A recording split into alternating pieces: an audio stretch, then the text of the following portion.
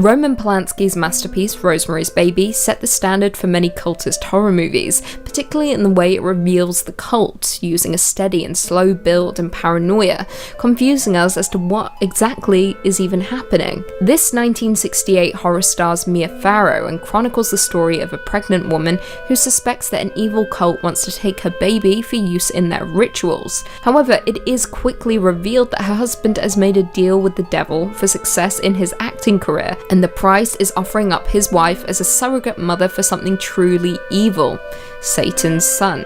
That's right, the cult uses Rosemary as a sacrificial lamb for Satan's grand return through his own offspring, and it is truly terrifying. The general sense of unease throughout the movie is why Rosemary's Baby is an absolute classic, and perhaps one of the scarier movies in the horror genre. The horrors depicted on and off the screen aided in the rumour that the film was actually cursed by the cult and summoned demons, with many incidents occurring off-screen to the cast and crew, including the slaying of Roman Polanski's wife, Sharon Tate, at the hands of the Manson family. Coming in at number 4, VHS 2, Safe Haven. Safe Haven is one of 4 sections in the 2013 anthology found footage sequel VHS 2, with the segment being directed by Timo Tjahjanto and Gareth Hugh Evans, and being the best section in the entirety of the movie. The plot follows a news crew composed of 4 members who infiltrate an Indonesian cult in the hopes of shooting a documentary about their mysterious activities. Inside the building, they find the walls adorned in bizarre symbols, school children in classrooms, and women dressed in white garments. One of the crew, Malik, then overhears that his fiancée Lena is pregnant with another crew member's child, Adam. Things then descend into total madness. The deeper the crew go inside the building, with Lena being abducted by several women, with the cult hunting down the crew members for sacrificial reasons. Now, with only 29 minutes to play with, Evans and Tjahjanto don't hold back, not even for a second, with the segment being insanely action-packed and gore-filled from start to finish. Not to mention it builds to an insane, gore-soaked climax that will shock the audience. Cult are successful in their demon summoning, with the beast making its grand appearance towards the final moments of the movie, and it does not disappoint. Coming in at number 3, we have Children of the Corn. Children in horror movies are already creepy, but put them in a cult composed solely of children, then you have a recipe for absolutely terrifying scares. Children of the Corn, based on the book of the same name by Stephen King, is a supernatural folk horror starring Linda Hamilton and Peter Horton, and is set in a fictitious rural town of Gatlin, Nebraska. The film tells the story of a malevolent entity referred to as He Who Walks Behind the Rose, which entices the town's children to ritually murder all the town's adults and a couple driving across the country to ensure a successful corn harvest. As the couple arrive in the small, seemingly abandoned town, they discover the congregation of children led by a girl named Rachel, with them performing a cultural birthday ritual for Amos by drinking his blood from a pentagram-shaped cut on his body. Amos has turned 19, therefore is considered old enough for his passing, joining their god in the cornfield. Now, while the movie as a whole was a little disappointing, it does deliver on the horrors of cults. Not to mention there were 7 sequels, with the first being far superior. The cult movie in turn gained a cult following, with it being a hit among movie lovers. Coming in at number 2, we have Hereditary. One of 2 Ari Aster movies on our list, Hereditary was a surprise horror movie, with the reveal of its cult being kept a secret for much of the movie, making it incredibly unexpected when it begins to unfold. Released in 2018, Hereditary is Ari Aster's directorial debut, with it starring Toni Collette and Alex Wolff as a family haunted by a mysterious presence after the death of their secretive grandmother. However, what begins as a sober family drama very quickly descends into a crazy supernatural horror. What begins as a slow burn quickly catapults into a disturbing horror after an incident involving the family's son and daughter, leaving viewers covering their mouths. As a result of the incident, the mother, Annie, is forced to turn to a support group member, Jones, for support, learning ways she can contact the realm of the supernatural. However, this has devastating consequences, with her awakening something that should never have been awoken. Viewers very quickly learn that a demon-worshipping cult are the true causes of the family's misery and pain. Worse still, Ari Aster plants Easter eggs throughout the movie as a way of warning us of things to come. However, Saying that, most of us may have missed these subliminal messages, but what I can say is, the wall-crawling demon was revealed long before the last 30 minutes of the movie, with the cult being there all along, watching the family and waiting for their moment. The cult in Hereditary are worshippers of Paimon, one of Lucifer's most obedient devotees, who rules 200 legions of angels, and is connected to the Tree of Death, hence why the treehouse in Hereditary is so important. The summoning of Paimon is gradual throughout the movie, but when he finally arrives and seeks solace in the body of one of the characters, well, it's enough to send shivers down anyone's spine. And finally, coming in at number 1, we have Midsummer. There are a few things more terrifying than a cult in horror movies. A group of people devoted to a dark high power who will do absolutely anything to appease the deity. No movie displays this as effectively as Ari Aster's Midsummer. Released in 2019, Midsummer is a folk horror film starring my queen, Florence Pugh, and follows a group of friends who travel to Sweden for a festival that occurs once every 90 years, only to find themselves in the clutches of a pagan cult. Now, unlike Ari Aster's Hereditary, Midsummer lays out its intentions from the very start of the movie. The movie kicks off with Dani discovering the death of both her sister and parents, with the incident putting a strain on Dani's relationship with her already distant boyfriend Christian. Not long after, she learns that Christian has planned a trip to Sweden with his friends to attend a midsummer celebration at an ancestral commune, so the group packs up and heads out. Things very quickly descend into madness, with the group arriving and being met by a large group of white cult members in a very peculiar white outfit, with Dani realizing that something isn't quite right here.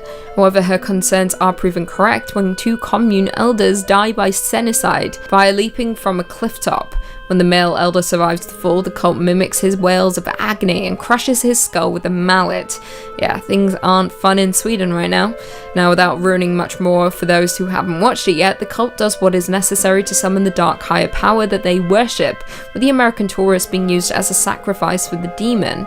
Now, more interesting still, while this movie isn't entirely based on a real cult, director Ari Aster does describe it as a stew of sorts. I quote, "We're drawing from actual Swedish traditions. We're drawing from Swedish folklore. We're drawing from Norse mythology." All in all, Midsummer successfully draws on the disturbing conventions of cultist horror to generate a sense of dread and unease, making it my favourite folk horror movie and cult horror movie of all time. Coming in at 5, The Smells Family. The Smell haunting took place between the years of 1974 and 1989, and referred to claims made by Jack and Janet Smell of West Pittston, Pennsylvania, who alleged that a demon was tormenting their home. Their first claims arrived in 74 when they alleged that their double-block home was disturbed by a demon that caused loud noises and bad odours, threw their dog into a wall, shook their mattress, and pushed their children down some stairs. And on top of that, even physically and sexually assaulted Jack on multiple occasions. In 86, the family brought in our favourite demon-fighting duo, Ed and Lorraine Warren. According to Ed, the demon that inhabited the Smells home was incredibly powerful and shook mirrors and furniture after they tried to persuade it to leave by playing religious music and praying. Temperatures would drop, and the Warrens even claimed to have seen a dark mass form in the home, with the demon once even leaving a message on a mirror telling them to get out. The home was blessed by several priests, with one unidentified priest performing 3 unsuccessful exorcisms.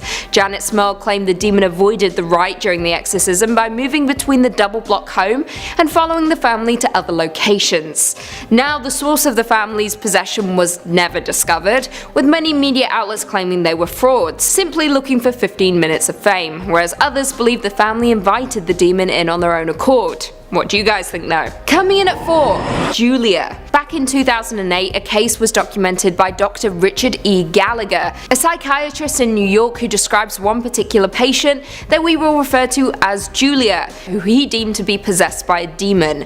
She was a middle-aged woman who wore flowing dark clothes and was incredibly charming. However, she was also part of a satanic cult.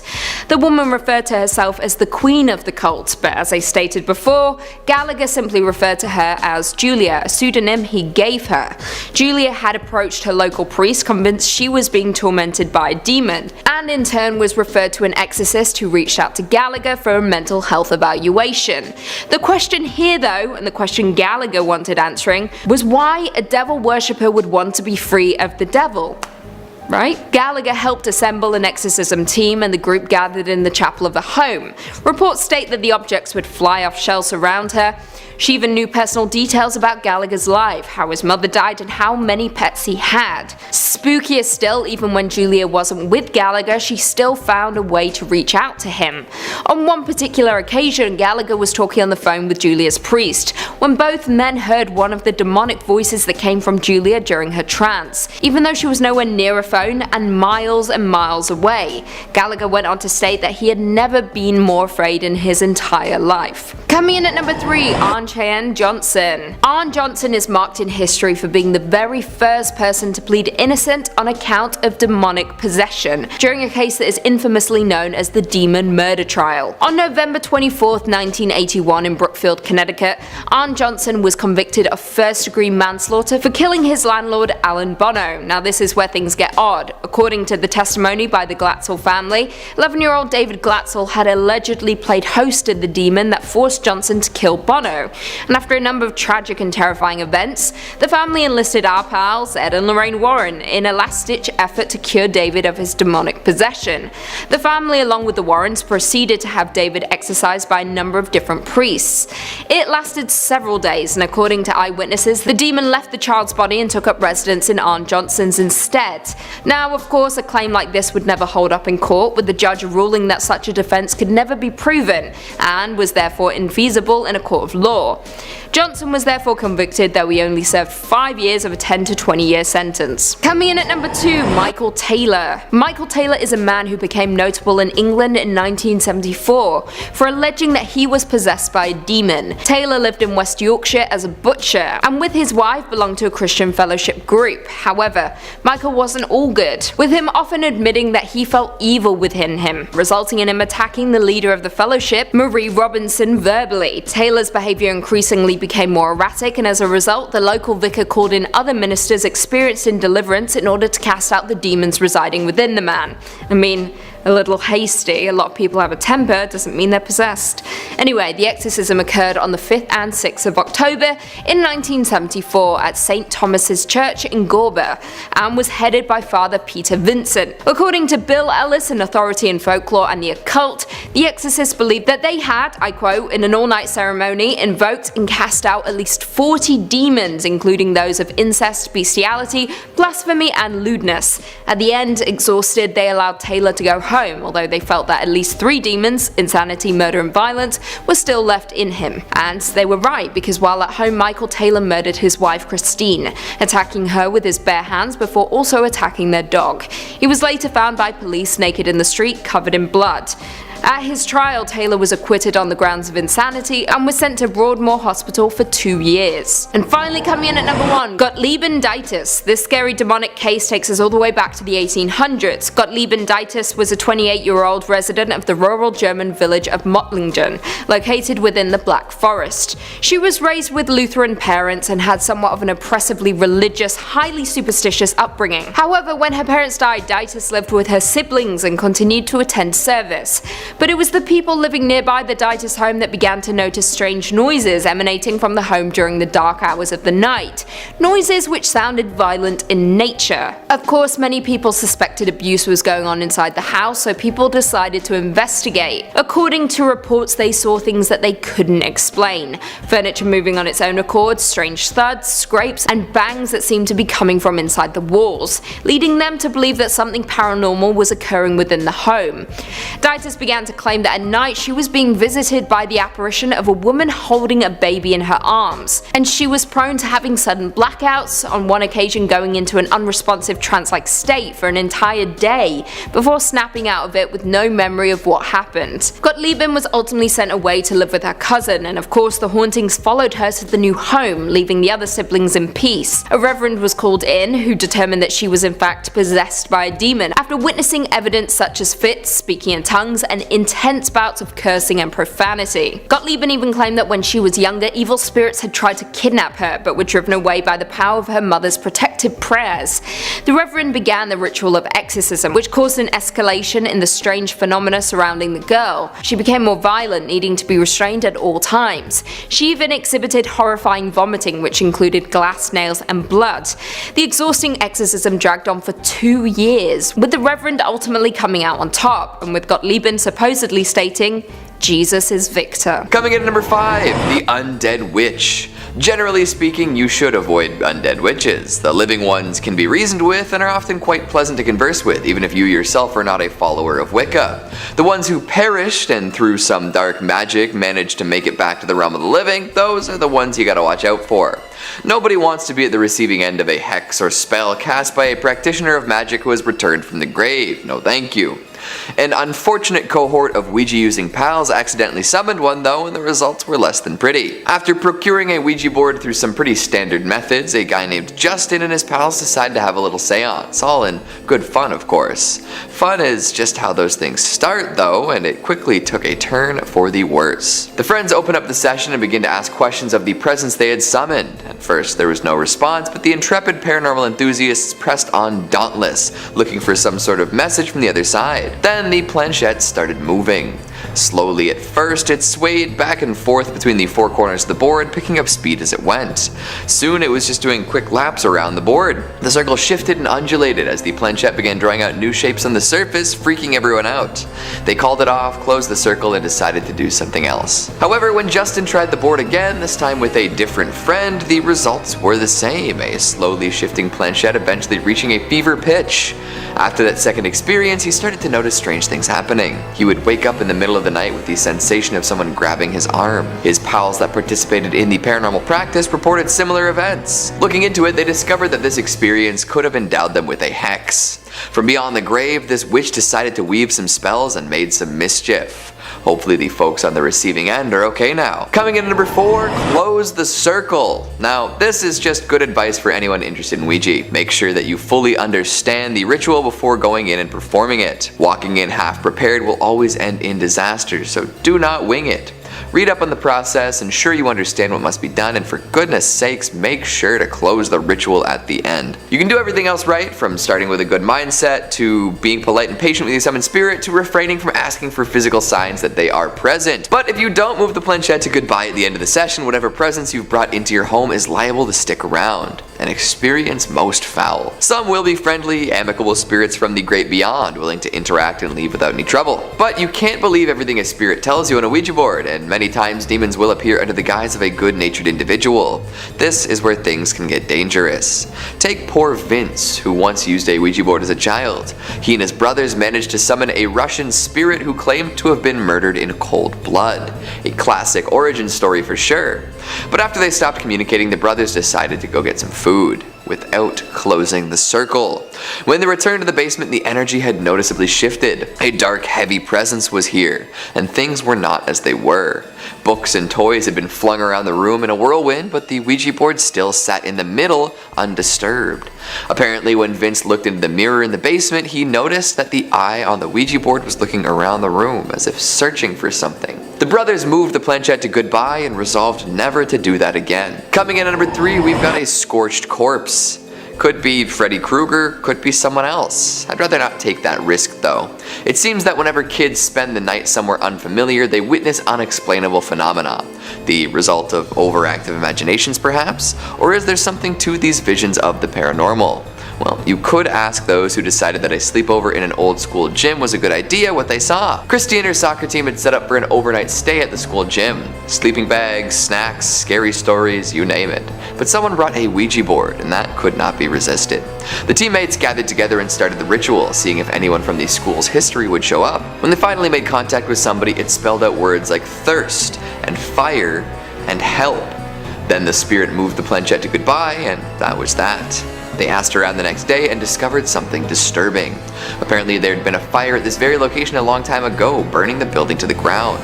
Could it be that a poor, unfortunate soul was trapped in this inferno and now haunts the rebuilt gym? Coming in at number 2, we've got some solo advice. I'll do one more advice column contribution to this Ouija video just to make sure any curious individuals go in knowing as much as they possibly can. Never use a board on your lonesome. Not only is that a goofy, dorky thing to do, it can also be very dangerous. It takes 2 to tango, and it also takes a duo to draw upon the spirit world. Don't underestimate the power of the paranormal. In many dramatic interpretations of Ouija use, folks who go about it alone end up way worse for wear. Often they'll end up summoning something that will attempt to possess them, emboldened because they're alone. Or sometimes they'll simply be unable to control any aspect of the ritual and see some things that are quite upsetting. One story comes from an individual named Sarah who decided she wanted to contact some spirits in her free time. Unable, or maybe unwilling, to gather some friends in time, she sat down with the board and planchette all alone. This proved to be a very bad call almost immediately as the planchette shot out of her hands and across the room. Needless to say, she did not attempt this again. Another tale comes from Oceana, who similarly wanted to see what spirits were around but refused to gather a group. When she started the ritual, nothing seemed to happen. A little perplexed, she began to clean up, but as she was moving candles, she noticed something quite spooky indeed. The planchette was moving totally on its own with Oceana nowhere near the board. She rushed over and moved it to goodbye and hasn't attempted a seance since. And finally at number 1, we've got summoning sleep paralysis. Most folks looking to dabble in Ouija will find a board and use it somewhere they feel safe, at home or maybe a friend's place. But if you're serious about finding some paranormal activity, notably haunted areas are the place to be. In visiting these locations, you're essentially accepting responsibility for whatever spirits or demons you encounter though. Take Aaron and Arjun, 2 friends who found a Ouija board and decided to take it to a graveyard. Definitely a place known for harboring spirits and the like. At the graveyard, the duo attempted to summon something and failed, or so they thought. After their uneventful seance, they returned home and went to bed. Late that night, Aaron experienced sleep paralysis for the very first time. Unable to move, he saw a ghostly woman with long black hair slowly floating towards him. Some might chalk that up to a coincidence, or maybe the fact that Aaron was a little spooked from his late night excursion. However, Arjun called up Aaron the next day and told him about an identical experience. The 2 friends had somehow summoned a spirit that followed them both home and began invading their sleep. Goodness gracious. Whether you're using satanic toothpaste or attempting to communicate with presences beyond our immediate understanding, there's a lot of risk when you dabble in the paranormal. Be careful while investigating things yourself and do your best to research before you go. Coming in at number 5, we've got Giuseppe Tartini. In the first episode, we discussed another virtuoso musician who is rumored to have made a deal with the devil to become incredibly talented. The speculation was just that, all rumors. But in the case of composer, violinist, and music theorist Giuseppe Tartini, his dealings with demons seem to be a little more explicit. Tartini was well renowned at his time and proved to be quite influential in how he composed and played his music. But of his hundreds of musical pieces, one stands out above the rest. Sonata in G minor, Trio de Diavolo, the Devil's Trill. Devilry and demonic imagery were not as commonplace or as well received back then. Folks could get into trouble if they weren't careful with their artistic mores. However, as Tartini was a popular performer and composer, he seemed to get away with it. Apparently, the inspiration for this piece came from a vivid dream. During this outrageous nightmare, the devil appeared and played the violin with incredible ferocity and speed. This was way back before the devil went down to Georgia, too. Maybe he's just a big fan of stringed instruments. Tartini woke up and immediately tried to replicate what he heard in his dream, but was unable to capture the full effect of the song. Kinda like a tribute to the greatest song in the world, alright? Even though Tartini couldn't replicate the exact song from his dream, the Devil's Trill became his most legendary tune. The story behind it, coupled with its name and complexity, made people believe that he either had made a deal with the devil or had been possessed by a demon to create such music. Some even believed that he grew an extra finger on his left hand that made the difficult trills throughout the piece a little more easy for him to play. Trills, double stops, high-speed runs, and a plethora of mood and tempo changes make this song extremely challenging, even for modern violinists. Even so, Tartini wasn't fully satisfied with the piece. It's said that he was so frustrated by his inability to bring his dream to life that he would have broken his instrument and quit altogether if it wasn't his primary way of making money. Or maybe, and this is just speculation on my end, he made a deal with the devil in which he forfeited his soul for an incredible piece of music, yet was unable to reach the heights he dreamed of. That's a heavy price for a result you'd hoped would have been better. Coming in at number 4, we've got Jason Ethier. Yeah, we're gonna talk about this one. It's been a little while since YouTuber JStation had his channels taken down, and with them all sorts of videos involving demonic possession and connections to the afterlife. It's a little insane when you look at all the different videos he's put out there and all of the exaggerated claims he made about his experiences. However, he still managed to bring in millions of views and convince his audience that a whole lot of what was going on was real. From reaching out to dead celebrities with a Ouija board in an act of shockingly poor taste, to participating in 3 a.m. challenges where he calls fictional characters and demons in the wee hours of the morning, he's faced plenty of criticism for his bombastic and ridiculous style of making videos. But here's the thing, he still made plenty of money doing these things. So here's my not so serious analysis of his YouTube career.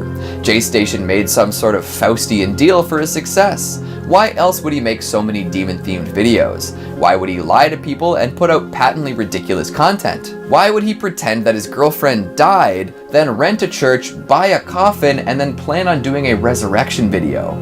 Boom. A demon granted him the ability to rake in views and sell merch in exchange for his soul, and probably his integrity. Now, you can look to any of his videos where he claims a demon is present and see that they're pretty goofy. A lot of yelling and running around in darkness while speaking directly to camera. Most folks with a history of debunking paranormal activity wouldn't take them very seriously, and any claims of real demons in those videos are easily disregarded. But even so, the clickbaity nature of the videos worked phenomenally well and launched JStation and those he worked with to celebrity status. Maybe more infamy than fame, but still. In the end, he probably didn't really summon a demon to trade his soul for YouTube success, but he did, in my opinion, trade his rectitude. Coming in at number 3, we've got Grant Morrison. Now here we are with another artist supposedly summoning demons. We've talked about musicians and even ended up discussing an author last time. Now there's a playwright and comics artist on the list. Grant Morrison is well known for their experimental, non-linear, and counter-cultural approach to comics, and has helmed all sorts of DC publications over the years. They've also famously dabbled in different types of magic, sometimes getting close to the demonic side. In an interview with Sci-Fi, Morrison had this to say about demons. "It's a bit of both. Demons definitely exist if you consider demons, as I do, to be personifications of negative feelings and states that are familiar to all of us. Fear is a demon. Hate is a demon. Addiction is a demon, as is self-loathing, or guilt, or hopelessness.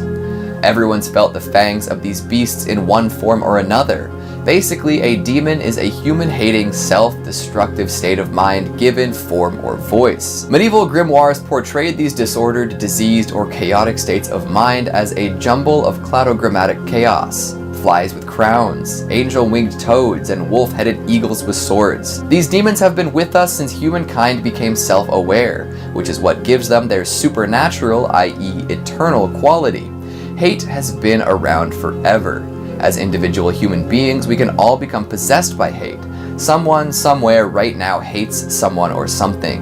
Therefore, hate never dies. Hate exercises an undying power over human affairs. Therefore, hate is a god, as love is a goddess. When the individual hate you briefly feel connects with the hate that never dies, you are in touch with bleak divinity.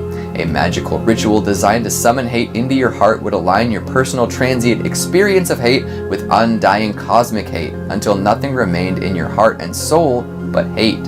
That's what it means to summon a demon. So, while their experience with demons might not be what most folks expect, there's a lot of interesting information to consider. Coming in at number 2, we've got Edward Centino. For a quick moment, we're going to return to the 3 a.m. YouTuber state of mind. Edward Centino, along with his constant companion Nikki, run a channel called Arcade Craniacs, and most viewers have a tough time figuring out whether it's parody or not.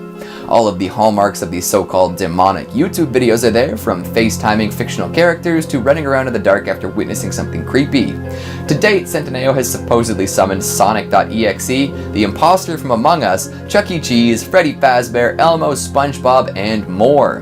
Now, most of these demonic apparitions are just people in suits, or so it seems, but the commitment to the gag, the over-the-top reactions to everything happening, the weird references to other YouTube drama going on woven in, and all of the incredible performances from all involved make these demonic summonings more entertaining than most. I think they're just having fun with it and poking fun at other YouTubers. Probably. And coming in at number 1, we've got Emperor Justinian. Now, this might shock you, but stick with me.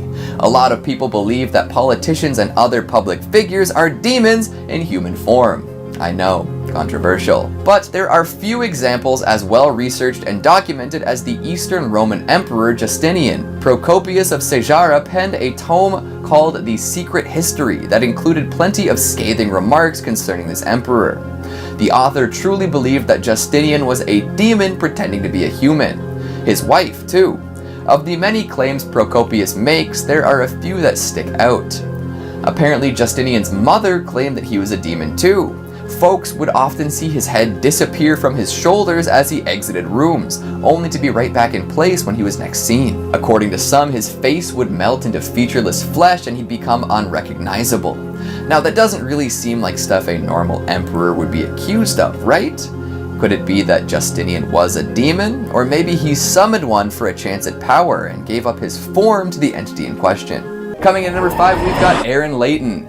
Authors tend to be a reclusive sort. So many tales exist detailing a storyteller's retreat to the wilderness to find peace so that they can pen their next great work. Someday, that'll be me and you'll never hear from me again. But until then, I'll just look at others and their foolhardy demon dealings. See, being alone in the woods tends to also inspire people to look deep within and find out what they truly desire. Without the distractions of modern life, other people, and a strong Wi-Fi connection, folks have to face down plenty of hard truths. If these truths are difficult enough, or if their dreams are big enough, they might be tempted to strike up a deal with the demon. I'm not sure if Leighton had actually done this or not, but his children's book seems to imply that he's an expert in this field. He wrote a book called A Children's Book of Demons, and inside are a bunch of fun and funky illustrations detailing demons the world over. Accompanying these illustrations is plenty of prose, encouraging children to be creative while dealing with their problems. It's kind of an edgy concept for a kid's book, but nothing too insane. However, it got lots of attention upon being published, drawing the ire of exorcists, religious leaders, and uptight parents everywhere. The book encourages readers to imagine demons, draw sigils, and attempt to use these strategies to assist them in their daily life, like a kid's Bible storybook, but more in line with Satanism. Most would look on and get a good chuckle out of this, but the previously mentioned folks condemned the tome, claiming that it would imbue the children with evil energies and ruin their lives. This leads me to assume two things. 1. Leighton knows enough about demons and Satanism to write a book that will offend people, and in his studies might have summoned one or two. Maybe they helped him write it. And 2, some of the parents who ended up buying this book for their kids actually witnessed some demonic activity.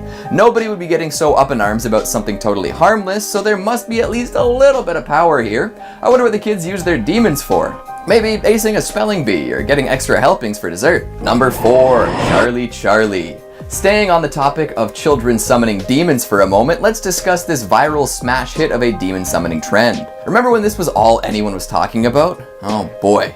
Part Bloody Mary, part Ouija, and part internet challenge, Charlie took the Western world by storm. It kind of inspired its own miniature satanic panic as concerned parents and news organizations rushed to understand the appeal of the game. In fact, I bet it would have all blown over much more quickly if folks just calmed down a little. But kids and teens across the nation were playing this game and supposedly successfully summoning a demon. Charlie, if you couldn't tell. The game works like this. Set up a little 2x2 grid and a piece of paper, writing yes and no in each of the squares. Once this is ready, balance 2 pencils perpendicularly atop each other so that one can sort of spin freely. Now you're ready to play. Chant Charlie and ask some questions. Apparently if the top pencil moves, that means Charlie is present. Is he good? Is he bad? Who knows? But a lot of folks took advantage of this interesting stationary-based phenomenon and claimed that they had managed to summon real demons. After asking some particularly salacious questions, they got answers they didn't like and began freaking out. Did this really hurt anyone? It's questionable, but like I said before, it inspired a whole lot of new coverage and panic amongst the morally upright who believed that the kid would encourage their kids to take their paranormal investigations a step further. It's been a while since someone went viral for playing Charlie Charlie, and I can't say that I've seen any major new updates concerning folks who supposedly summon demons. So maybe it was a temporary visit, one without lasting effects, but who knows? Somebody test it out for me, alright? Let me know if Charlie's still kicking and what he offers in exchange for a soul. Coming in at number 3, we've got Robert Johnson. A classic tale is that of the Faustian deal. Somebody wants something so bad that they're willing to give up their soul for it. Success in life, and then an eternity of servitude to a dark force in the afterlife. Worth it. Robert Johnson decided he wanted to be the ultimate blues guitarist and would give anything to make that happen. Some say that he sold his soul to the devil for the skills required. When he played, his talent was so impressive that much of his audience had no choice but to believe it was acquired through paranormal means. I'm sure that did a lot for his ego. Looking into this story, it's said that he met a devil at a crossroads and Satan tuned his guitar for him. Tenacious D who. The devil went on to teach Johnson how to master the blues, which was the prevalent guitar genre at the time, and from then on he was a genius on the fretboard. No one could keep up with him, and he impressed countless listeners.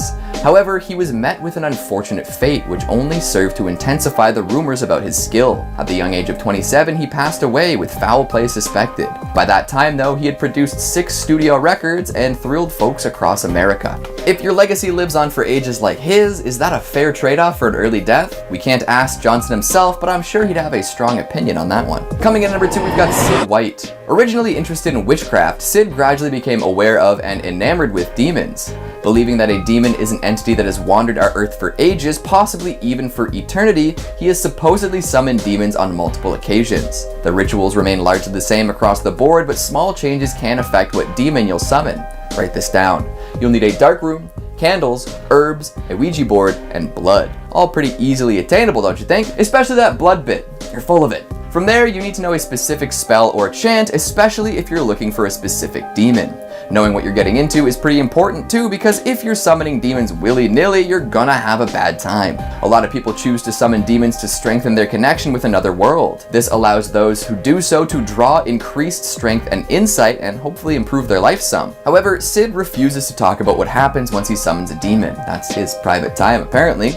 I mean, there are a lot of things people do behind closed doors that they probably don't want to discuss with the world at large. I pulled a lot of this info from an interesting article on Vice, and I'm sure Sid didn't want all the Vice readers to know his secrets. Check out the article if you want some more insight though. It'll be in the description. Coming in at number 1, we've got Nicola Paganini, another masterful musician making morbid arrangements under cover of dark. Paganini was well known for being able to do things no other musicians could even dream of. As a child, he was a wunderkind, quickly picking up and becoming proficient in all sorts of different musical instruments. Being a child prodigy comes with a lot of pressure though, I'm sure. By the time he was a teenager, he was an alcoholic. However, he managed to overcome this, and in his early 20s, he became a well-regarded star, composing complicated and popular pieces of music and performing all over Europe. Some of the stuff he composed, nobody else could even attempt to play for years. He could play 3 octaves across 4 strings in one hand on the violin, and won a Stradivarius for sight reading a supposedly impossible piece. One of his most famous compositions was called Witch's Dance, which raised even more eyebrows. So maybe in his darkest hours of alcoholism, he reached out to a higher or lower power and asked for power beyond his wildest dreams. Either that, or he decided to get it together. He supposedly had really long fingers too, which may have helped with his incredible musicality. Striking up deals, looking for power, and wondering what might be on the other side. Starting off at number 5, parents. Look, let's just get this one right out of the way now, okay? Parents, y'all can be the worst sometimes. The whole myth of the boogeyman came about as a way for parents to scare their kids into acting right. Like the whole, you better behave or the boogeyman will get you thing. Absolutely the worst. Now, whenever your kid is going to sleep at night in their dark room, the house will do what houses do and settle. Or something might fall, or the wind will blow outside just a little harder than usual, and now that kid is laying in bed terrified, thinking that something is coming out of its closet or under its bed, despite that kid's best efforts to be the best behaved kid you've ever met. Congratulations, you terrified your kid, but on the other hand, nightlight sales have probably been given a bit of a boost, so hey, you scared your kid and contributed to capitalism. Round of applause for you. Number 4, Crybaby Bridge. Down in Georgia, where all kinds of creepypastas and urban legends are running amok, there's one bridge famous for its boogeyman, Crybaby Bridge. Now, there are many bridges that have picked up this name in the US, but this one stands apart. What is an unassuming rickety wooden bridge with no safety rails during the daytime is the most haunted bridge in Georgia by night. The legends say that a single mother, crying and hoping for the end, was driving one rainy night with a small passenger in the back seat. Blinded by the rain and her own distraught tears, she drove off the rickety bridge that would later become Crybaby Bridge. The water below was not horribly deep, but for a woman who didn't care for her life and the helpless one in the back, the water brought the end. Since that day, a legend arose warning against anyone who dare stop on the bridge and turn off their headlights. Who better to test out urban legends than a group of 6 bored teenagers who had read the urban legend and decided to investigate. They piled into a car and drove out to Crybaby Bridge on a dark, unlit road surrounded by dense thickets of trees and brush. The teenagers drove out onto the 30-foot bridge as it creaked and crackled under the weight of their car. All at once, they agreed to get out of the car, but as they did, something below used their movement as cover for its own. The group grew quiet, trying to bring on whatever was supposed to happen, but as they grew quiet, so did the nightlife around. No crickets, no birds, no frogs. After a moment of silence, the faint sound of a crying baby slowly began to echo from downstream. Below the bridge, something was moving, trying to slip through the water without making too much sound. Then, a figure, man-like but all out of whack, appeared at the end of the bridge. It had a huge face with little beady black eyes, a huge nose but flattened. The face was covered in thick, reddish hair, and from its mouth were the sounds of a crying baby. But as the teens shone their light on this creature, the crying stopped.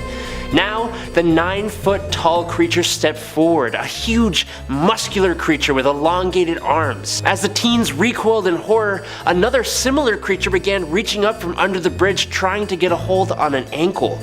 This was a trap. What happens next? Well, you have to read the rest for yourself, sorry. Number 3, the Bye-Bye Man. Eli was a graduate student living in the town of Sun Prairie, Wisconsin in the fall of 1990 with his girlfriend Catherine and a friend named Jonathan. Someone had found an old Ouija board in an attic and for fun gave it to the 3 friends who had been living together. Just like any group of friends would, the 3 began conducting experiments with the board, seeing if this whole superstition thing was real. Turns out they had a pretty wild ride. After they believed they had communicated with a number of spirits, they decided to make an effort to contact a spirit that had actually been a living human. The board eventually transmitted the story of the Bye-Bye Man, a blind albino man born in Louisiana sometime in the 1920s. According to the story, his parents put him in an orphanage in Algiers, New Orleans, where he was shunned. The boy eventually escaped the orphanage and turned to the life of a killer. Jumping on trains and traveling around wherever he wanted, he was accompanied by his companion called Gloomsinger, which was a dog-like creature sewn together from the tongues and the eyes of his victims. Well, unfortunately, the 3 friends, Eli, Catherine, and Jonathan, were told via the Ouija board that the spirit of the Bye-Bye Man had latched onto them and that he was coming for them. Apparently, anyone who thought of or said the Bye-Bye Man's name became his next target. He then began riding the rails in their direction, sending out Gloomsinger to locate the person. Once they were found, Gloomsinger would let out a shrill whistle to call to the Bye-Bye Man. The history of the Bye-Bye Man is traced back to a teenager who told a reporter that he took his family's lives because the Bye-Bye Man made him do it. Luckily for Eli, Catherine, and Jonathan, they were not driven to hurt anyone, but they were definitely scared out of their skin. There is a movie based on this story, but in that one, things don't end so nicely. Number 2, Terry Sherman. The great thing about the boogeyman is that it has no one form. It's just the manifestation of whatever people fear. For the Native American Navajo people, this would be the skinwalker. Now before I get into this, everything I tell you is coming from the brief amounts of research I did when making this video, so if I get something wrong or mispronounce certain things, feel free to politely correct me in the comments below. Similar but not the same to the Russian Baba Yaga, the skinwalker is a kind of wicked sorcerer who can transform into, occupy, or disguise themselves as an animal. It has deep roots in Aboriginal American folklore. Other tribes throughout the region also have their own versions of the skinwalker. The Pueblo people, Apache, and Hopi people each have their own unique interpretation of what a skinwalker might be. Some believe that skinwalkers are produced when a medicine man abuses magic for evil, corrupting the natural order of things, turning them into an evil entity capable of controlling and turning into animals, or even possessing others. There's also another version that says that one becomes a skinwalker by performing some kind of taboo act, similar to the tale of the Wendigo. In Navajo stories, the Nagloshi were agents for the holy people when they were first training humans in the blessing way. Nagloshi were supposed to abandon the mortal world with the holy people, but a few decided to stay behind. Their greed and desire to stay in the mortal plane corrupted the power the holy people gave them and transformed them into malicious semi-divine beings. Now, I'm actually putting myself in quite a bit of danger here even talking about this, as these beings are not something you are supposed to talk about. Even the people who named this being aren't willing to talk about it, especially not with outsiders, so be courteous and don't go asking about it. Most of you have likely heard of Sherman Ranch, also known as Skinwalker Ranch. This ranch near Ballard, Utah, is apparently a cursed lot of land that has had many different kinds of encounters. One is of interest to us right now. Terry Sherman, the owner of the property way back in 1996, was walking his dogs around the farm late at night when he came upon a wolf. A wolf 3 times the size of a regular one with glowing red eyes and an incredibly mean look. Terry claims to have attacked the beast, but no evidence is actually available. Was this the Navajo's boogeyman? Who knows? Number 1, Cropsy. Okay, this one is going to get a bit more real. In Staten Island, USA, a tale of a boogeyman-like creature named Cropsy was famous among many kids who lived in the area. Cropsy was said to be an axe-wielding man who escaped from a mental institution and would lurk around in the dark tunnels below the old abandoned Willowbrook State School, a facility for children with intellectual disabilities that was shuttered after allegations of horrific mistreatment were exposed. The story says Cropsy comes out at night to snatch young people and bring them back into the abandoned Willowbrook. But the horror tale was actually a horrifying reality. Cropsy was in actuality Andre Rand, a suspected killer who was convicted for the passing of 2 young individuals in the 1970s. In keeping with the tale, Rand worked as a janitor at Willowbrook in the mid-1960s. Before his capture, Rand was homeless and living in a makeshift campsite on the grounds of the abandoned school not far from the Seaview Hospital that was so closely tied to the Cropsy legend. Rand's story and the tale of Cropsy continues to fascinate and horrify kids and even adults to this day. In fact, 2 filmmakers, Joshua Zeman and Barbara Brancaccio, grew up on Staten Island and listened to the terrifying Cropsy stories when they were children. As adults, their curiosity led them to dig deeper into the urban legend of Cropsy and the real cases of the island's missing people. They even made a documentary, Cropsy, that explores the bizarre case of the boogeyman who seemed to come to life. Coming in at number 5, we've got the Evoker. I'm gonna kick off the list with my personal favorite, even if it doesn't really fit the theme that I'm going for here. It's definitely a ritual and it definitely summons demons, but it's also for a different purpose than most, as one might say awakening a persona isn't the same thing as using a ritual to bring a demon into this world. Potato, potato. Anyone familiar with Atlas games should be familiar with all the different ways of summoning demons. You can use an app, head through the TV, or fire up any number of electrical gadgets to access the demons that'll help you fight. However, one stands out above the rest. Persona 3 is well known for its striking visual style, kick-ass soundtrack, and of course, the method by which you summon demons. If you want to summon your persona, you've got to find a gun-shaped evoker, put it to your head, and pull the trigger. That's right, we're summoning demons by shooting ourselves in the head. By the way, I don't recommend using this method in real life. But in the world of Persona 3, doing so will allow you to accept your own mortality, induce terror, and summon your persona. I'd say in terms of rituals to summon demons, this is an extremely simple yet hardcore way to go about it. No summoning signs, no special materials, just a gun, your head, and your emotions. Boom. If only summoning demons was always that simple. Many folks are only able to summon one particular persona, but the protagonist in Persona 3 can use all sorts of demons to their advantage. So in this case, using an evoker can have all sorts of different demonic results.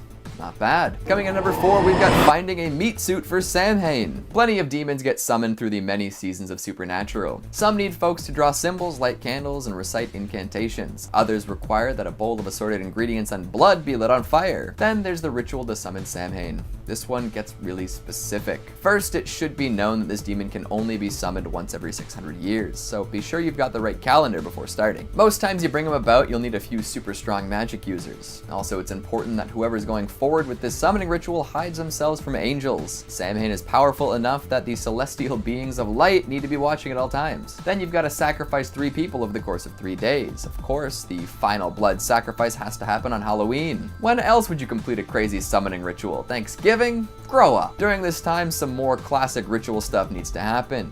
Blood is to be collected in a chalice. An old Celtic incantation is chanted. There are black candles, goat skulls, pentagrams, and special minerals. And this isn't some little piddly summon, it's a crazy one. If you get all the steps right, then the earth will crack and Samhain can arrive, taking full possession of his meat suit. Isn't that a fun phrase, a meat suit? And right back to the Halloween requirement, Samhain is the origin of Halloween. We wouldn't be celebrating the holiday without him. Of course, bringing him to life means that we'll be dealing with a few more ghosts, ghouls, and zombies than usual, but I suppose that is to be expected around Halloween. Coming in at number 3, we've got entering a basement. This just seems to happen in a lot of horror movies, huh? Some folks head on down into a creepy cellar through a hidden door, and there's an artifact waiting there for them. It might be a book, or it could be an enchanted orb.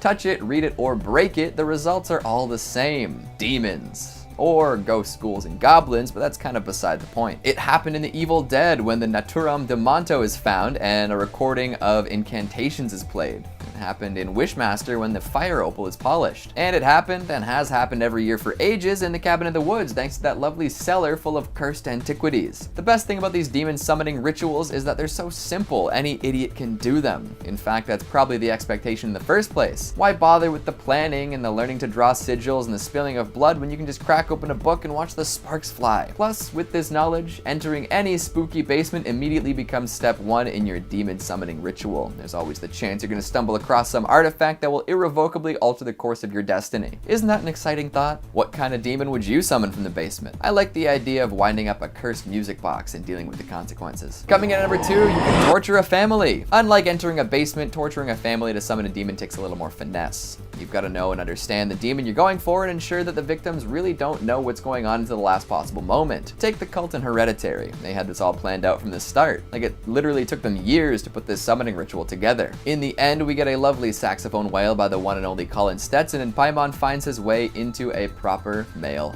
host. But how did they make it happen? We follow the Graham family for most of the flick, meaning that we're not exactly privy to the details of the ritual. Thankfully, Madeline Aguilar interviewed some witches for the cut to find out a little more. Turns out that Paimon is listed in a Solomonic grimoire, which sort of outlines what he does and how to summon him. A summoner would need to draw a magical circle around themselves and a triangle just outside of it. They've got to be wearing the correct seal and be ready to offer the demon all sorts of stuff upon arrival. Plus, there might even be some additional demon managing involved. If you remove Paimon, who was once considered a king of hell, who was going to cover for him? It's just like real life work, but more supernatural. As is the case in most situations, the movie summoning was a little different from real life summoning, but still, going behind a family's back to switch the souls of their 2 children by decapitating one and possessing the other is a pretty crazy ritual. Then there's the whole nude old people lurking in an empty house bit. That's a little less fun in my opinion, but maybe I'll understand when I get older. Finally, at number 1, we've got revenge. I haven't done any extensive canvassing to find out if this is true or not, but I feel as though revenge is a primary driving force behind plenty of demonic summons. Don't quote me on that, but consider the implications. People want a lot of things. A large automobile, a beautiful house, a beautiful wife, but not everyone's willing to put it all on the line to acquire those things. However, once someone is possessed by a need for revenge, there isn't much that will prevent them from getting it. So if they have to summon a demon and give up their future, so be it. Revenge will be served. A prime example of a revenge-fueled ritual has to be that in the movie Pumpkinhead. Poor old Ed Harley loses his son to some rowdy dirt bikers and swears he'll get them for this. There are no rituals for bringing his son back, but there are rituals for getting revenge. He learns this from the old witch Haggis, who tells him that vengeance comes at a terrible price. Ed is fine with this and uses his son's blood mixed with his own to turn a corpse into the demon known as Pumpkinhead. Thus begins a horrifying rampage fueled by blood, one that can only be stopped by completing the ritual. And the only way to do that is for the man who summoned the demon to die. Ed Harley, who summoned a demon for revenge, realizes that it wasn't the right call. He ends up taking the place of Pumpkinhead in the grave. But revenge will bring this creature back again. There's a sequel after all. Well, I hope I didn't give you folks too many bright ideas. Summoning demons is serious business. But hey, you're on the watch list now. There's no going back. Coming in at number 5, we've got the 3 kings. Not 1, not 2, but 3 kings. That seems like a lot for one game, but you'll see why it's the case in a second. This game is meant to give the player access to a realm known as the Shadow Side. To do so, you have to summon 2 other spirits into your place of residence. Hopefully they're benevolent, but it has been known to bring demons or demon-like apparitions into homes. Each presence, including the summoner, will then have to figure out who is their queen and who is their fool.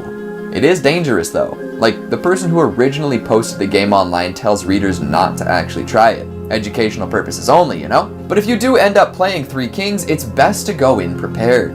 First things first, only play when you're in a sober and positive mindset. Any distractions or chemical imbalances will lead you to having a really bad time. There are some other things you want to do to prepare, but I'll explain those after we go over the rules of the game. Play, you need to set up 3 chairs, 2 with mirrors on them and 1 in the middle as your throne. Once that's done, head to bed with an alarm set for 3:30 a.m. When you wake up, you have 3 minutes to get to your throne and start the game. Bring a lit candle with you, one with a burn time of at least an hour, and take a seat. At that point, you want to look into the darkness. Not at the mirrors, not at the candle, just into the void. Stay in this exact position, making sure your candle doesn't go out until 4:34 a.m. That's just over an hour of intense concentration. Can you handle it? During that time, the other apparitions are supposed to be watching you in their peripheral vision through the mirrors, so good luck figuring out who is who. Now, as I mentioned before, it is advised that you go in well prepared if you do decide to play Three Kings. Putting a fan behind you is supposed to blow out a candle if your body unexpectedly moves for any reason. Additionally, you can bring an object of power with you for support, like a favorite childhood toy or maybe a piece of jewelry you got as a gift. And if you want to be really safe, have a loved one on standby to talk with you or wake you up if you're not off. If you go in unprepared, you're going to have a really tough time. So make sure you're good to go and ready to deal with any consequences. Like I said before, the author advises you not to play. Coming in at number 4, we've got Bloody Mary. Who among us hasn't had a horrifying Bloody Mary experience as a child? I remember mine like it was yesterday. My friend had brown carpet in his basement. That sticks out to me for some reason. And there was a bathroom door that only locked from one side. 4 of us went in with a candle we had stolen from the cabinet, and we were all very jumpy. I think I was the first one out, to be honest, and I don't think I saw any faces other than our own. My friends, on the other hand, were adamant that they saw her. Bloody Mary. Nothing bad happened after though, so I guess we can be considered lucky. This is a classic demon summoning game and has been practiced for quite a long time. There are different variations depending on where you are, what time period you're looking at, and even based on who you ask. Generally, the idea is that a person looks into a darkened mirror and repeats someone's name a number of times in the hopes they'll catch a glimpse of their face. The face could belong to a long-dead woman, a witch, or even a future lover, but the consequences are rumored to be dire. If you see a human face, you might be looking at the visage of someone you'll marry. However, seeing a skull could mean that you're going to die before finding true love. Tragic. Then there's the idea that you can summon a phantom playing this game. Many people claim that they've seen bloodied faces, skulls, or even desiccated corpses in the mirror. These apparitions are said to do many things, from screaming at participants, to scratching their eyes out, to strangling them, or even draining all their blood from their bodies.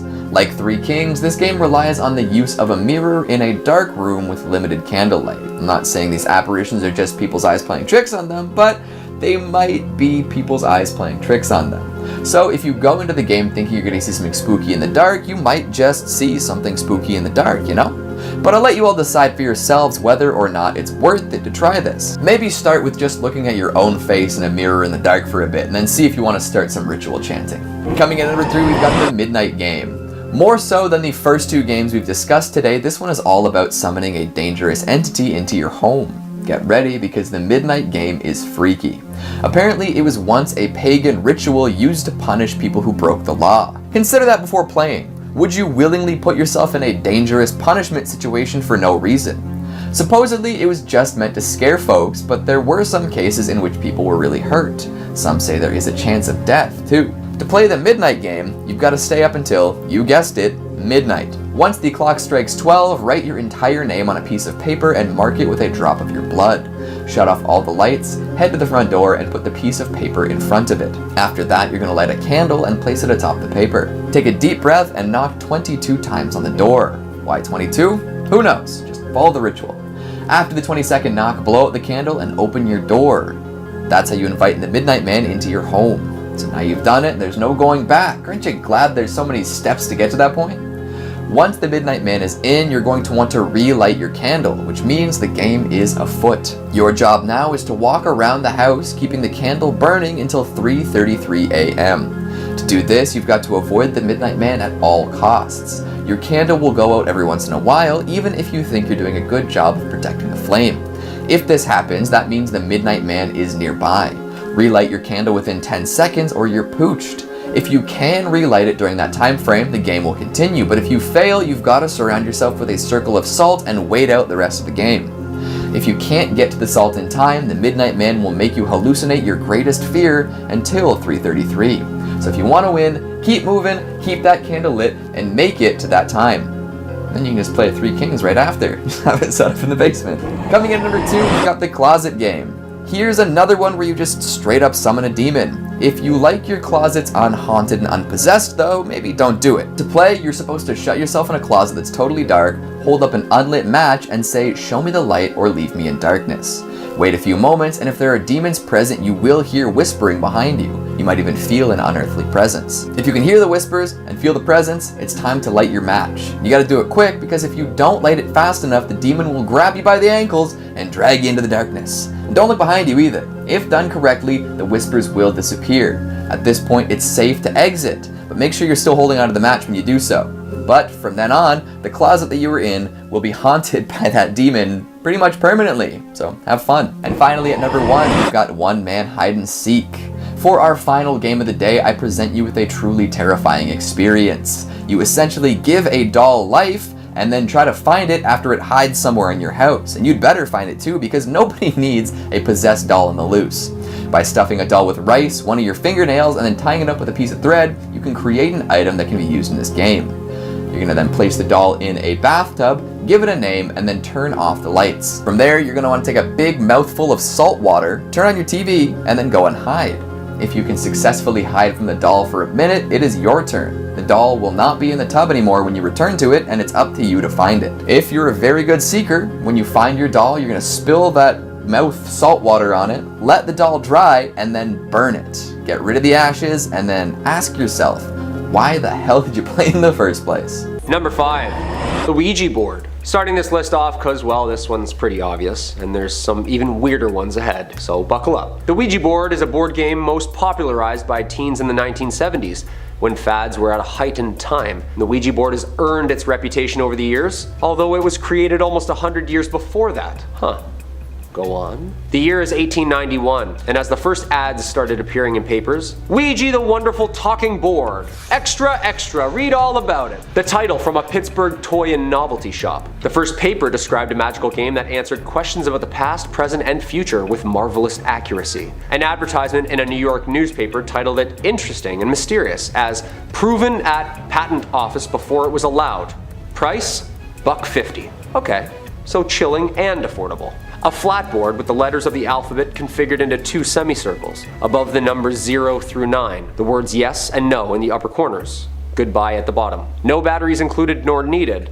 A planchette, like a little teardrop-shaped tool used to maneuver about the board. Sounds simple enough. The idea was that 2 or more people would sit around the board and place their fingertips on the planchette and ask a question out loud. After a moment or two, the planchette seemed to start moving to the corresponding letters, spelling out an eerie message from who knows where. The origins are messy, and it's hard to pinpoint who or what inspired early attempts at this game and its humble beginnings. It kinda just appeared on the shelves.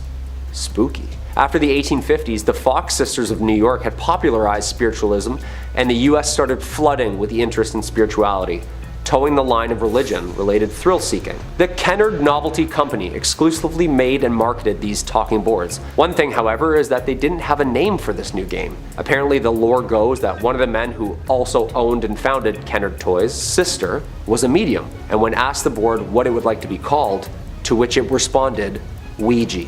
When asked what the name meant, it responded with, good luck. Terrifying! Hey, at least good sportsmanship. Good lucks and good games? Kind of nice touch before it spells out your fate, no? One thing I know for sure is that I'm never playing this game. Number 3, CE5. Demonic forces come in many shapes and sizes. I chose this topic next on the list because I feel that this is the way we're headed, and it's absolutely terrifying for our world, and theirs. Dr. David M. Greer is an American ufologist and founder of the Center for Study of Extraterrestrial Intelligence and director of the Disclosure Project. CSETI started in 1990 to create a civil and research-based initiative to contact ET civilizations. The group defined CE5, or Close Encounters of the Fifth Kind, as human-initiated contact and communication with ET life. CSETI claims to have over 3,000 confirmed reports of UFO sightings by pilots alone, and CSETI has designed a protocol for human-initiated contact to UFOs using a form of consciousness. Oh yeah, and high-grade military lasers. Namaste, dude. Hey, that's pretty sick. The goal of which to publicly disclose the government's alleged knowledge of UFOs.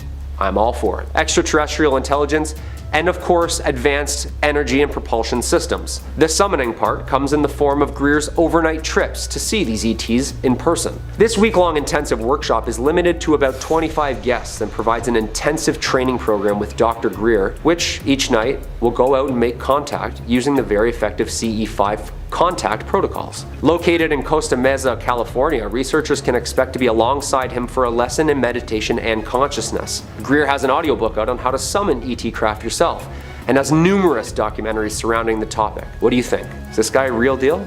I think so. Especially with all this UAP NASA stuff that's going on. Who knows? Number 2, Furbies. If you grew up in the 90s like me, then you must remember Furbies. They were everywhere. And then all of a sudden, nowhere. A Furby is an American electronic robot toy that was originally released in 1998 by Tiger Electronics. It resembles an owl or gremlin-like creature and went through a period of being a small craze to have become an overnight sensation in the 90s. Following its holiday season launch, with continual sales up until the year 2000, over 40 million Furbies were sold during the 3 years of its original production, with 1.8 million sold in 1998 and 14 million in 1999. Its speaking capabilities were translated into 24 languages, and this is where it starts getting messed up. And I know, because I had one. Furbies were the first successful attempt to produce and sell out domesticated enhanced AI systems. A newly purchased Furby starts out speaking entirely Furbish, the unique language that all Furbies use. Cute. But it's programmed to start using English words as soon as it learns them, in place of Furbish over time, as it just sits there, listening to you. Or sometimes even in the middle of the night, demonically talking to you. Remember that? The voices? Feed me, feed me.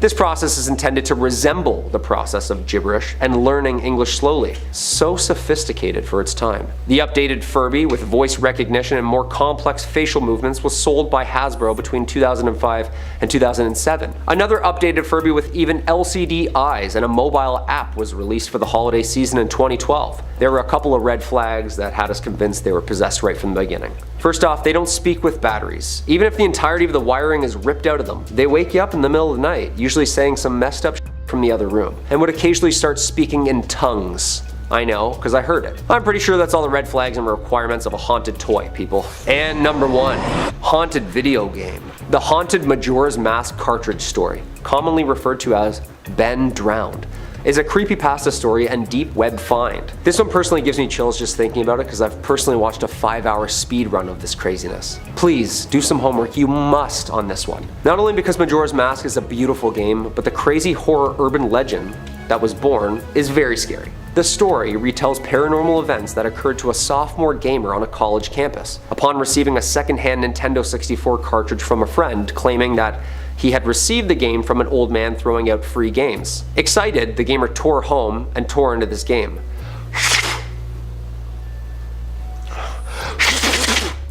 But then, he begins to notice misplaced and missing graphics, added scenes, and even strange connections to a boy named Ben, who was said to have died 8 years before, from within the game. Huh? Majora's Mask is already scary enough. The story attracted many believers from all across the Zelda fandom community, including myself, and still does time to time, although sources have confirmed that this is just a story made up from developers and run to consumers. You got me, dude. I sat through like 6 hours of Link snapping his back, terrified.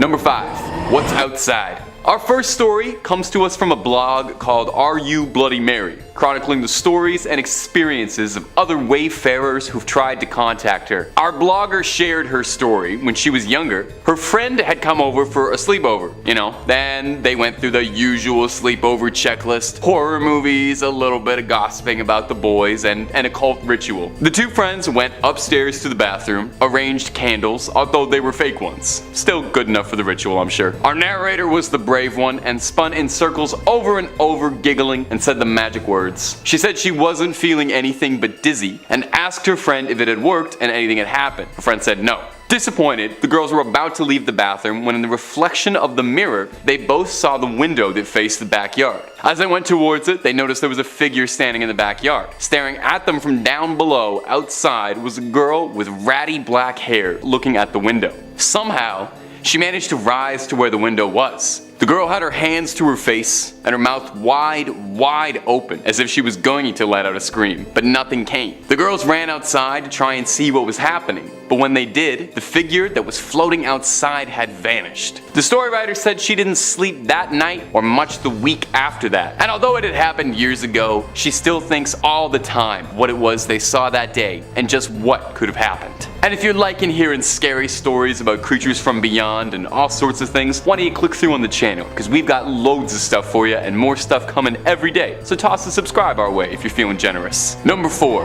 Shadow Person. Our next story comes to us from the subreddit r/no sleep, which is more than appropriate for what we're talking about today. Now this next user shares her story, saying that when she was younger, she was scared of everything. Used to sleep with all the lights on or fall asleep with the TV on to comfort her into getting to sleep. In school, the storyteller joined the summer recreation program as a way to meet and make friends. She met a girl named Rebecca, who to this day is still her best friend. Isn't that sweet? Her new friend Rebecca had told her about the legend of Bloody Mary, and to our cowardly hero it stuck with her. Said she would go home and think of Bloody Mary, think of what she would do if she was ever confronted by the demon. Eventually, non-stop worrying and anxiety started to get to her, and she decided to test her courage. Went into the bathroom, terrified, alone in the dark. Thought that if she just did it quickly, said Bloody Mary into the mirror, and got out, it would cure the fear. So she went downstairs to get a large candle and a lighter, and set the candle next to the sink, and said the magic words. She waited a few minutes, scared, shaking, but nothing happened, so she went back to her bedroom, thinking she could finally get some rest. She crawled into bed, but noted that her room was ice cold, even though it was 90 degrees outside. In her doorway was a shadowy figure. She said looking at her made her insides hurt, and she wanted to scream, but no words could come out. So she closed her eyes as tight as she could, and kept them shut the whole night. Come morning, she opened her eyes, still afraid, and there was no shadow figure standing in the doorway. So she went to the bathroom to get ready, and noticed a cut next to her eyebrow, scratches all over her stomach, and cuts on her arms. She said she did conquer her fears, but she'll never play Bloody Mary again. Number 3. Night Terrors. Our next story was shared to us by another redditor on a similar subreddit, this one going by the handle RuneCat. RuneCat talks about when they were in school, Bloody Mary was a popular game for kids to play to try and scare each other. Classic kid stuff. A way to prove who was brave and who wasn't. RuneCat's own friend group was a little too cowardly for it, running out of the bathroom without saying it enough time, leaving the lights on, baby stuff. So it became a bit of a competition, and RuneCat believed that they had something to prove as the bravest of everyone in the class. So RuneCat went home that night, and near midnight walked into the family bathroom, turned all the lights off, and stared into a mirror while their heart was racing. They said Bloody Mary 3 times, and then stood there and waited for a minute, counted out 60 seconds exactly, and then out the door and went back to bed, proud of themselves. It wasn't until they tried to drift off to sleep that things started to get weird. They said as they were sleeping they felt something on their feet, but that they didn't have any pets in the house. So RuneCat opened their eyes to see what it was. They saw something that looked like a zombie leering over the foot of the bed. A dark being with black, rotten holes over the decaying skin that was falling off the bones, and a mouth that hung open in a way that looked like it didn't know how to close it. It was here that RuneCat noticed it wasn't just one creature, but as they looked into the darkness, it was a web of them, ever expanding in the places the light couldn't touch. In the corners, in the hallways outside, everywhere. RuneCat started sobbing, screaming as loud as they could to try and wake up their parents. After all, honestly, if there was any zombie trouble in my house, I would call my mom too, first thing. And so their mom woke up and she was laughing, dismissing it as just a nightmare or something that the storyteller was imagining. But Could it have been something more? A vision? Something seeping through to the other world? Number 2. Invisible Protector. This was posted by a Redditor user named Timat99. The story was called, "We attempted to summon Bloody Mary and it worked too well." The story is about Timat's 2 friends when they were all younger. Timat and his 2 friends were at his friend's house and they wanted to try the ritual for themselves. They got a candle, lit it in the bathroom, and Timat's friend said Bloody Mary into the mirror, only he did it 5 times, which is 2 times too many, which could have ended up being their downfall. Bloody Mary gets pretty annoyed when you don't follow the rules. His friend started gasping for air, grabbing at his neck as if he was choking. They switched the lights on thinking it was just a prank, but noticed that their friend had fallen to the floor and was choking. Timat said he knew here what they'd done was a mistake. His other friend was trying to help the one choking, while Timat screamed out, "Stop, Bloody Mary," commandingly, and it seemed to work, as his choking friend was finally able to breathe. And Timat claims he saw the apparition of a shadowy girl in a bloody dress in the room with them in the mirror. Now where things get interesting, if that wasn't enough to pique you, is Timat claims that since this event, his life has been changed, as if he has a protector. The most outright encounter being, while walking to college one day, he was about to cross the road when a car came racing by at a breakneck speed. He felt something tug on the back of his shirt and looked back to see who was his savior, but no one was around. He whispered out, "Mary," and heard a giggle. And number 1, Lonely Mary. Alright, and at our number 1 spot is a variation of the bloody legend that I guarantee you haven't heard yet. Our story consists of 2 friends, one named Jack, and one who preferred to be anonymous, and maybe you'll understand why in a minute. The 2 friends were hanging out on a regular Tuesday when they decided for a bit of nostalgic fun they'd play an old school game and summon Bloody Mary following a guide they followed online. He posted the guide and I'll share it with you because it's pretty interesting. Step 1. Have a mate assist you. Gather your supplies, your candles, a flashlight, and red dye. Lock the door of the bathroom. Step 2. Light the candles and with the thick red dye pour it over your hands. Make 4 dots on the corner of the mirror. Step 3. Wipe the dye off of your hands and now put a towel over your eyes. Step 4. Say, "I wish to speak with the fallen queen, queen of fallen blood, queen of hatred," and take the cloth off your head. And finally, step 5. Don't yell or panic. Keep calm. From here, he claims he saw a figure in the mirror with hollowed eyes and sunken cheeks. He tried to remember the rules and stayed calm and said, "Hey, how's it going?" Which is what I would say too if I summoned a demon, to be totally honest. She said nothing back and then said she was cold. So cold. Thinking like a gentleman, our hero took his jacket off to offer it to Bloody Mary. What an absolute sweetheart. He said he saw the figure begin unbuttoning her dress before he started to blush. He looked closer at her and Lord knows what was running through his head. Kissed the mirror, burning himself on the candle in the process. He swatted out the candle and looked at the now angry looking entity and said, "I need to depart, your highness," followed by a shrill shriek that sounded like it was from another world. That night, while sleeping, he woke up in the middle of the night and felt a weight on his arm. It was sore and the skin was all red and blotchy, far more than a small burn from a candle would have made. He ends his story saying he thinks Bloody Mary isn't just cold, but lonely.